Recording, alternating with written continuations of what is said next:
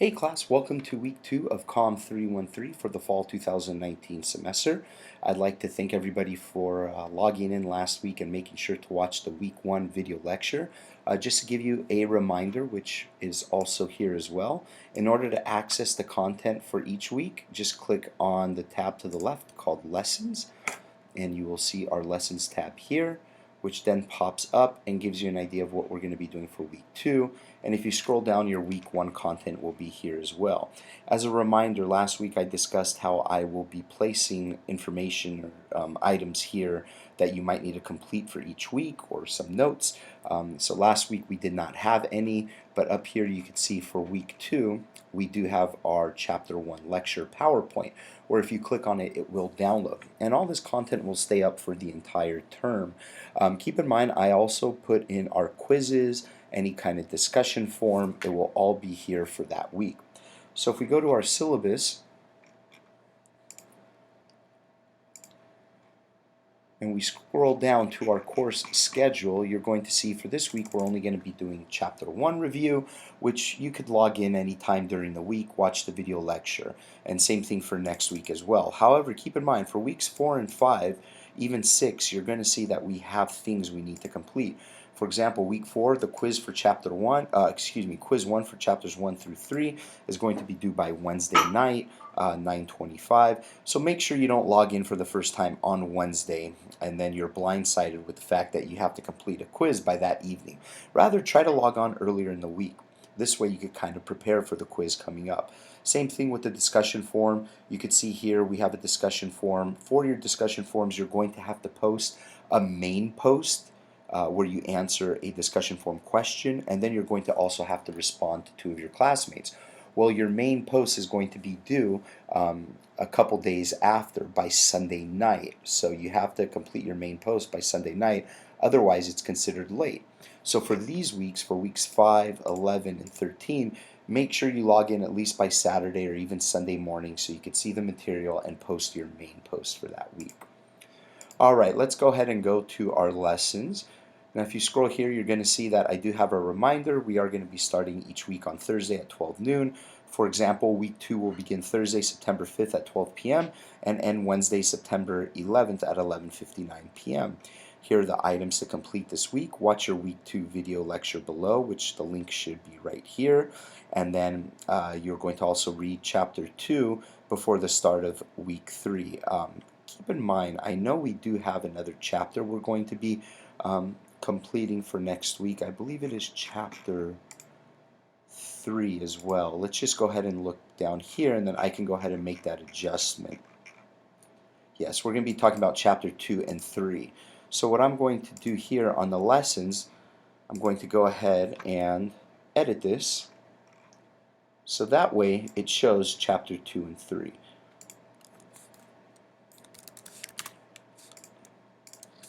So that way you know that you need to come prepared to class next week before you watch your video lecture, having read chapters 2 and 3. So this way when I lecture on them during week 3, you'll have an understanding of the content I'm going to be talking about.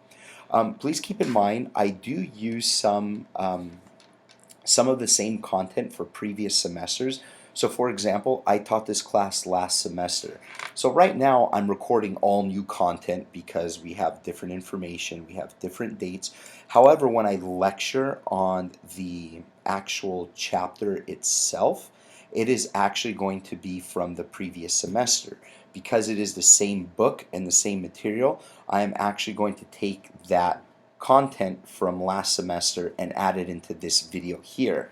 So right now you're getting all new information. This is all being recorded live, and then once we start discussing the chapter 1 lecture PowerPoint, it's actually going to be from a recording from the previous semester.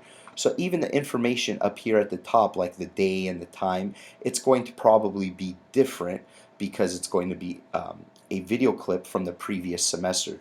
This way I don't have to re-record the chapters over and over. I can just recycle and use the same information. As long as we're using the same book, the same publisher, and of course the same edition, I will use the previous material. Unless it's something new, I will re-record it. So during that time, if I if I discuss something about, hey, just a reminder, you have your quiz due February 5th, that might throw you off. I usually don't say that during our lectures because I like to keep it more common and more neutral.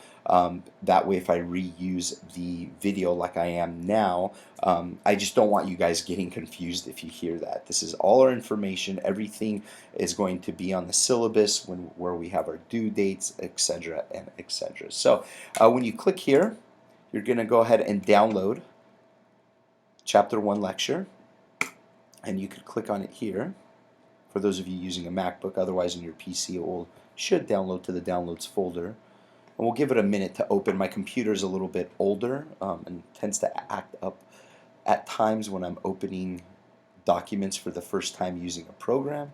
So we'll give it a minute or so to open up the PowerPoint. So just bear with me 1 minute.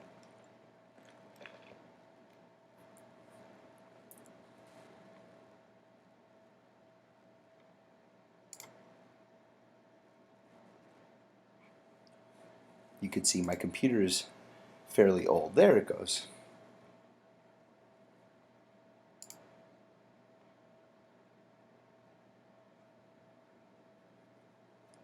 And it's not even really that big of a file. Just again, my computer tends to be a little bit on the older side.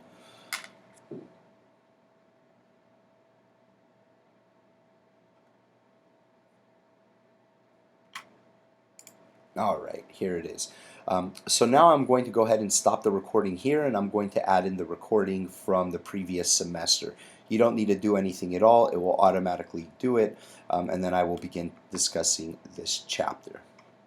So today we're going to look at Chapter 1 of our corporate communication book, which discusses defining corporate communications.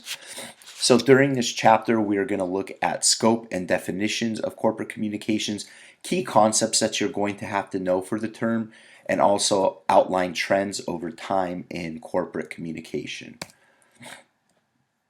So first, let's take a look at the definition of corporate communication, what it is, so that way you have a good idea of what we're going to be discussing this semester. So corporate communication is a management function. This is where the management comes in and they communicate with stakeholders within the organization. It offers a framework for the effective coordination of all internal and external communication. So we have internal stakeholders and external stakeholders. For example, an external stakeholder, let's say for Whole Foods example, an external stakeholder would be a shopper or someone who may come in, just to purchase something or maybe just kind of walk around, whatever it may be. These are external stakeholders who are interested in purchasing something from the organization. Whereas internal stakeholders are people who may work for the stakeholder, investors in the company, and so on. Corporate communication is also with an overall purpose of establishing and maintaining favorable reputations. So you want to make sure that you establish and you maintain these favorable reputations. It takes a lot of work to establish favorable reputations, and it's even harder work to maintain them in today's society of digital communication. Also, finally, it's with stakeholder groups upon which the organization is dependent. So going back to what I discussed about internal and external stakeholders, Whole Foods is dependent on their internal and external stakeholders, just like any other organization. So there has been change over time with what corporate communications is. So if we look back, we had really just PR, which is public relations, until 1970s. It was just tactical, more of communication with press. If something came out about an organization, the press would handle it, they would report it. Whereas now, corporate communications has a lot of different variables that play an important role and key factor into how to be successful when you are communicating in a corporation. It's holistic. It focuses on organization as a whole. We want to, nowadays people in an organization want to believe in the mission statement. They want to know that the company that they're working for is something that they believe in to move forward with. There's a big holistic approach with how it focuses on an organization as a whole.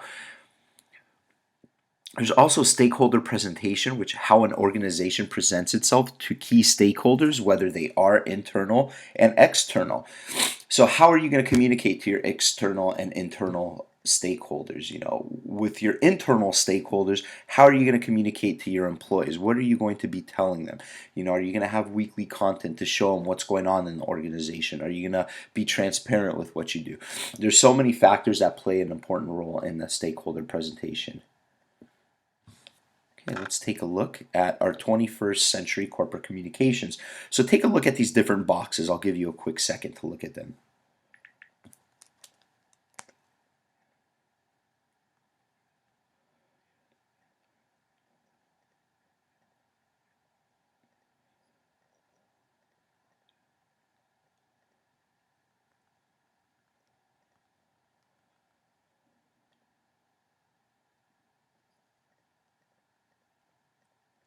So these are the range of specialized disciplines. You have corporate advertising, corporate design, internal communications, issue and crisis management, media relations, investor relations, change communications, and public affairs. These are all specialized disciplines in corporate communications. So you can see there are a lot more variables in the 21st century corporate communications compared to pre-1970. So you have types of activity. You have the managerial and the tactical types. So the managerial is more for planning, coordinating, counseling CEOs and senior managers. This is the managerial portion, where tactical is more of how are we going to communicate it, whether it's producing messages, how are we going to get these messages across? Are we going to create a press release? Are we posting something on social media? This is the tactical type of activity for corporate communications. So let's take a look at what factors make corporate communication more complex. Nowadays, we have a wide geographical range, and because we have a wide geographical range, we are dealing with different types of geographical areas. And this is a big part in corporate communications because there are so many different elements that play an important role in this geographical range. We have to make sure to communicate to everybody, to be transparent to everybody who is a stakeholder in our organization. There's also a wide range of services and products. Nowadays with digital communication, it's easy to ship things worldwide. It's easy to communicate with clients in New York. There's a wide range of service and products nowadays in corporate communications where it's important to have a good understanding of how to communicate to these internal and external stakeholders. Also, corporate headquarters and various divisions and business units. So let's just take a look at the last 10 years with the merge of social media, of how it's played such an important role now in organizations. 10 years ago, you probably couldn't really find a social media manager for an organization. Now, if you go into an organization, you're going to find a social media manager, a Twitter coordinator, a Instagram coordinator, a Facebook coordinator, digital marketing advertiser. There's so many now new positions within just the last 10 years of just because of social media. So now take a look at the last 20 and 30 years of what's been going on, how these corporate headquarters and various divisions have increased and grown within an organization. So let's take a look at a mission. So what is a mission? It's overriding purpose in line with the values and expectations of stakeholders. So if you're a stakeholder in an organization, whether you work for the organization or shop at the organization, you want to have a mission that your stakeholders can buy into. So let's take a look at British Airways. This is their mission statement. British Airways is aiming to set new industry standards in customer service and innovation, deliver the best financial performance, and evolve from being an airline to a world travel business with the flexibility to stretch its brand into new business areas. So you can see British Airways is really trying to let their customers know, hey, we are going to be innovative. We want to have high standards in customer service. And this is what people, especially stakeholders, buy into. Now we have a vision statement. A vision statement is different from your mission statement. This is the desired future state, where the organization wants to go. What is their aspiration? So British Airways is to become the undisputed leader in world travel by ensuring that British Airways is the customer's first choice through the delivery of an unbeatable travel experience. And we have corporate objectives. So corporate objectives is a statement of overall aims in line with the overall purpose. So what kind of objectives, what goals is the corporation looking to achieve? For British Airways, it's to be a good neighbor, which this should be in English terms, or it could be the other way. Concern for the community and the environment. To provide overall superior service and good value for money in every market segment in which we compete. To excel in anticipating and quickly responding to customer needs and competitor activity. Then you also have strategies. This is the ways of mean in which the corporate objectives are to be achieved and put into effect. So when you have your objectives, you have your goals. Well, how are you going to achieve these goals? And this is what a strategy comes into place. Where British Airways is continuing emphasis on consistent quality of customer service and the delivery to the marketplace of value for money through customer-oriented initiatives. So this is how you're going to move forward. What kind of strategies are you going to use to move forward? And then a corporate identity. This is the profile and values communicated by an organization, the world's favorite airline, which is this corporate identity with its associated brand values of service, quality, innovation, cosmopolitanism, and Britishness is carried through in positioning, design, livery, and communications. So, British Airways, it's the world's favorite airline. This corporate identity with its associated brand values of service, quality, innovation, and cosmopolitanism and Britishness is carried through in positioning, design, livery, and communications. Keep in mind, I believe this book is from across the pond from England, which is why they have different spellings on some of the words. So these PowerPoints do come from the textbook. So if you do see these typos in your textbook, it is just because they may spell them differently. It's almost like the word gray. It's spelled gray. In the United States, I believe it's spelled Gray, where in England it's spelled Grey. So you'll have a few different spellings. Corporate image, what kind of image does the organization want to receive? This is the immediate set of associations of an individual in response to one or more signals or messages from or about a particular organization at a single point of time. So when you see the Apple logo or an Apple store, you have an image of this corporation. And these are the types of images that organizations want to show to their customers, where they're going to be positive images, where people see their images and say, hey, this is a corporation that I follow, I like, and I purchase from. And reputation, this is an individual's collective representation of past images of an organization. So for example, if we look at British Airways, through the Executive Club program, British Airways has developed a reputation as an innovator in developing direct relationships with its customers. So what kind of reputation is the organization going to have? So we have stakeholders. So this is any group or individual who can affect or is affected by the achievement of the organization's objectives. So for British Airways, you have employees, consumers, investors, shareholders, the community, aviation business, the suppliers, government, trade units, NGOs, and society at large. So the people who create the food for that you put on the airplanes, they're a stakeholder in British Airways. So you could see stakeholders are a wide variety of people and groups and individuals. Let's take a look at the market. It's a defined group for whom a product is or may be in demand. So British Airways flights consist of passengers who search for superior service. This is their market, people who want an excellent service. And communication, which is the tactics and media that are used to communicate with internal and external groups, such as newsletters, promotion packages, advertising campaigns, whether it's social media or how do you advertise for it.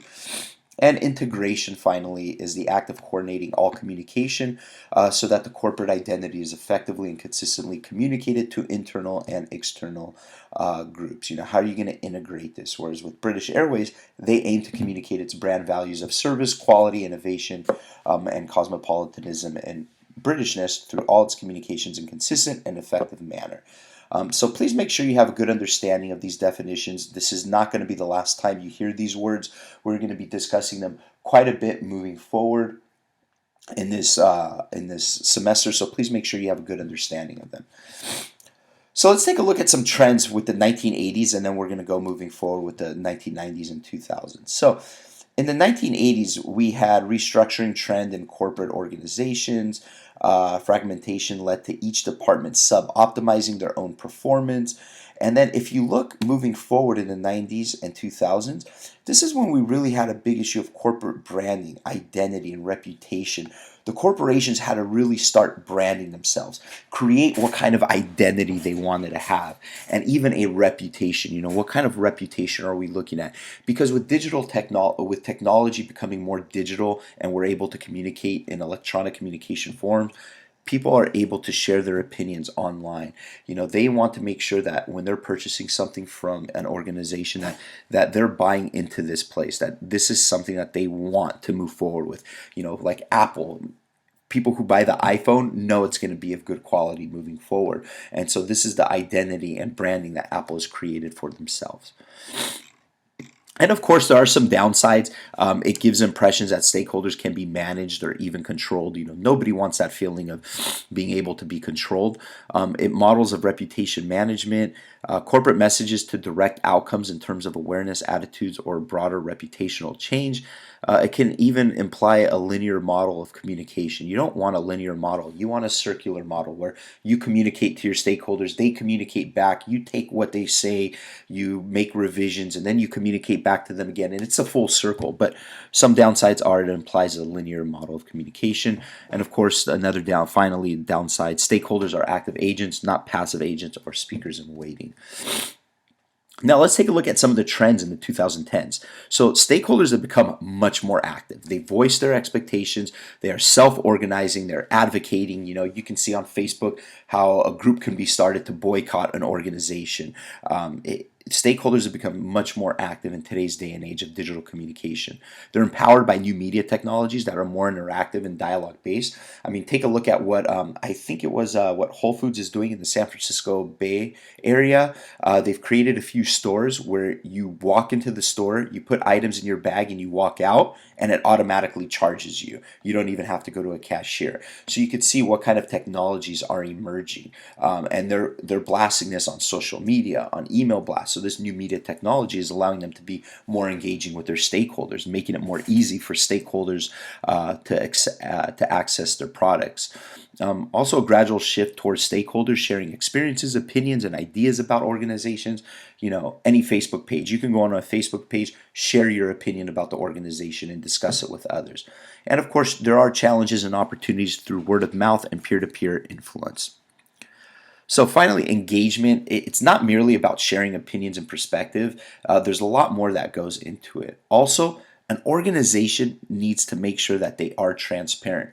You want to be transparent because if it shows that you're trying to hide something, people will not buy into what it is that you're doing.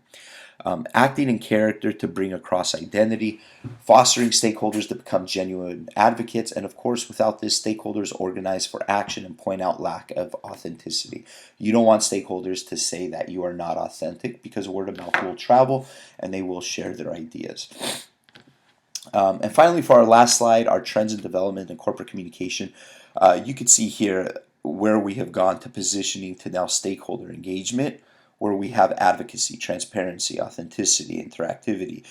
Stakeholders want to interact with the organization. So there are a lot of things that are now going on in today's day and age, whereas back in the 1900s and 1970, you just really had your PR.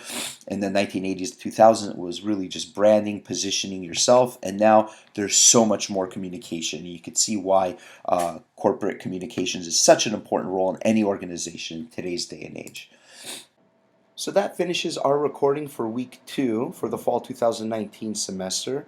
Again, I just want to send you a reminder that the PowerPoint that you just saw that I lectured on was recorded from a previous semester. So if there were any dates that were discussed, please disregard, and all the information you could find on our syllabus. So for this week, again, please just make sure to watch your week 2 video lecture going over chapter 1. And by next week, please make sure to having read chapters 2 and 3. Thanks, guys. Take care, and I'll see you all next week.